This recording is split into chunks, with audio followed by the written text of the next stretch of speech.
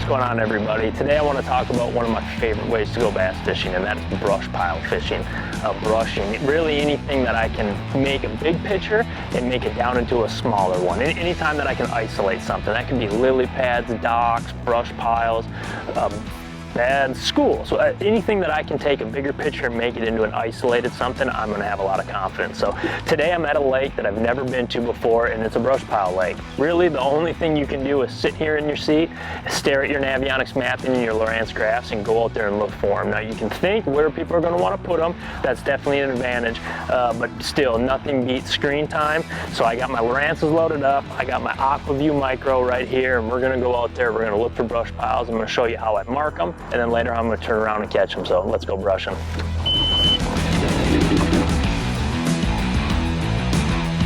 Okay, the very first thing you got to do when it comes to brush pile fishing is actually get out here and look for the brush piles.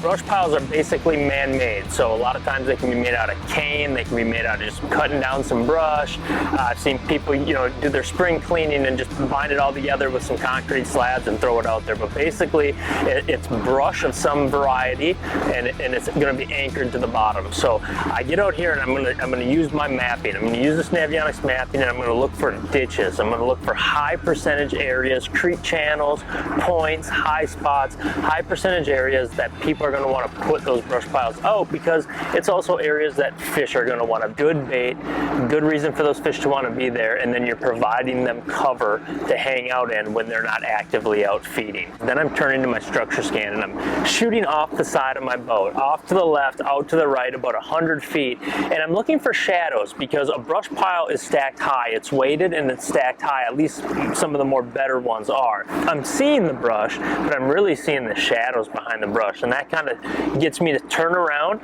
and get right over the top of it and see exactly how good that brush pile looks. But that's the name of the game. As many miles as I can chug through looking in these high percentage areas, the more brush I'm going to find.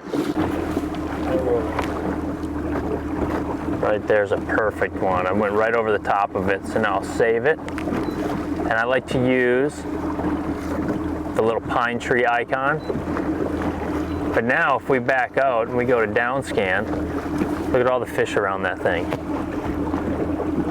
Essentially out in the middle of a barren deal. We do have a road bed right here, so that's a good thing. We got a road bed with a brush pile sitting right off of the side of it.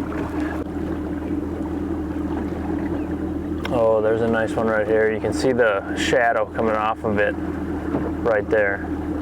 So I'm going to do another one right here we just went over. I'm just going to put a little waypoint on that just by touching it there on the StructureScan. Highlight it. Save it as a pine tree. Now let's go back over the top of it and see how good it really was.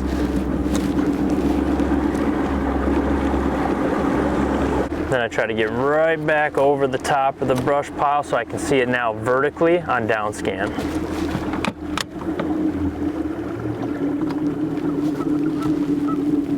There it is.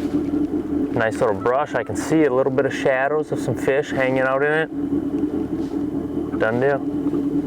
Saved. So that's the basics. That's exactly how I go about marking brush piles. Now how you fish them, that's up to you. Tight lines.